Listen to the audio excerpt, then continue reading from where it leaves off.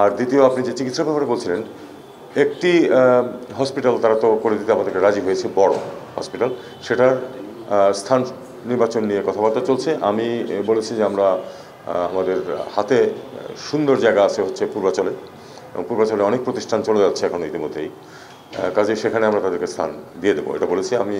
এটা খুব শিগগিরই এই পূর্বাচলের মালিক যেই মন্ত্রণালয়, তাদের সাথে যোগাযোগ করবো এবং যত তাড়াতাড়ি সম্ভব এটা আইডেন্টিফাই করে দেওয়ার ব্যবস্থা করবো। তারা কিন্তু একটি বড় হসপিটাল পাবলিক তৈরি করে দিতে রাজি আছে। আমি এছাড়াও আহ্বান জানিয়েছি যে আরেকটি টার্সিয়ারি হসপিটাল, সেটা পাবলিক প্রাইভেট পার্টনারশিপে হতে পারে। সেটা এমনকি যদি তাদের কোনো প্রাইভেট পার্টিও এখানে আসে, যারা প্রাথমিকভাবে বড় একটা হসপিটাল করবে টার্সিয়ারি চিকিৎসার জন্য, সাধারণ চিকিৎসার জন্য না। এখানে একটু আপনার কথাটাকে আমি শুনছি, আমি বলছিলাম যে এটা রিনিউ হয়ে যাবে, কিন্তু দেখা গেল যে দুই পক্ষই একটু সময় যাচ্ছে। অ্যাডেন্ডাম কিছু আছে, যে অরিজিনাল যেই এমওইউটা ছিল এ ব্যাপারে কিন্তু কোনো দ্বিমত নেই, কিন্তু দুই পক্ষই চেয়েছে, আমাদের মন্ত্রণালয় এবং তারেও, যে আমরা যেহেতু এটা রিনিউ করতে যাচ্ছি, সাথে আরও দুটো পয়েন্ট আমরা অ্যাড করব। তাদের পয়েন্টটা আমাদেরকে দিয়েছে, আমাদের পয়েন্টটা তাদেরকে দেওয়া হয়েছে। একটু সময় লাগবে, তবে এটা হয়ে যাবে। মানে আমরা যদি ঠিক যে অবস্থা ছিল দুই পক্ষই রাজি হতাম যে ওইটুকুই করে নেবো, তাহলে কিন্তু সমস্যা হতো না, করেই ফেলতে পারতাম।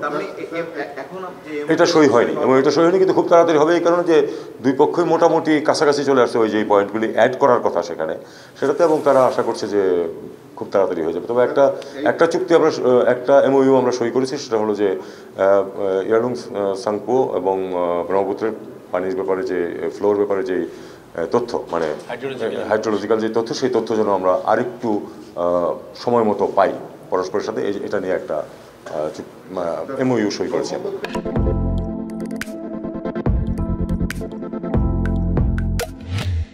তথ্যপত্রটা সেটা কিন্তু ওই বাঁধের ব্যাপারে না, ওইটা হলো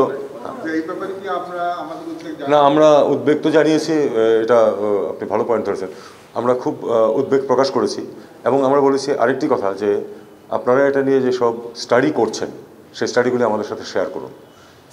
তারা অ্যাসিওর করেছেন যে এখানে কোনো কনজামটিভ ইউটিলাইজেশন অফ ওয়াটার নেই, কাজেই কোনো লক্ষণীয় কোনো পানি ফ্লো কমবে না, এটা তারা অ্যাসিওর করেছেন। তারপরে আমরা রিকোয়েস্ট করেছি এই তথ্যগুলি আমাদের সাথে শেয়ার করলে আমরা এই আপনাদেরকে এবং সবাইকে আমরাও রিঅ্যাসিওর করতে পারি যে না, এতে কোনো সমস্যা নেই।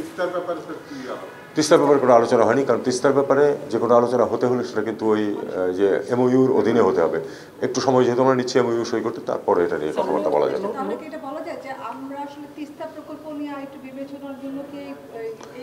না, আমি তা মনে করি না, কারণ তিস্তা স্পেসিফিক না, যে দুটো পয়েন্ট পরস্পরের কাছে আমরা দিচ্ছি, তিস্তা স্পেসিফিকটা সার্বিকভাবে দেখার জন্য সেটাকে রাখা হয়েছে। দেখুন, আমরা একটা নতুন বাস্তবতায় তো আসছি, এটাতে আমাদের কোনো সন্দেহ থাকা উচিত, তাই না? কারণ মার্কিন যুক্তরাষ্ট্রের নতুন প্রেসিডেন্ট এসেছেন, এবং তিনি তার যে নীতিমালা সেগুলি যে আগের থেকে ভিন্ন, এটা তো সর্বজন বিদিত। কাজে আমাদেরকে দেখতে হবে যে আসলে আলটিমেটলি কি দাঁড়ায়, এবং যে কোনো পরিস্থিতি সৃষ্টি হবে তখন সেটা আমাদেরকে মোটাস ভিভেন্ডি বের করে নিতে হবে যে আমরা কী করে সেটাতে আমাদের স্বার্থ রক্ষা করতে পারি।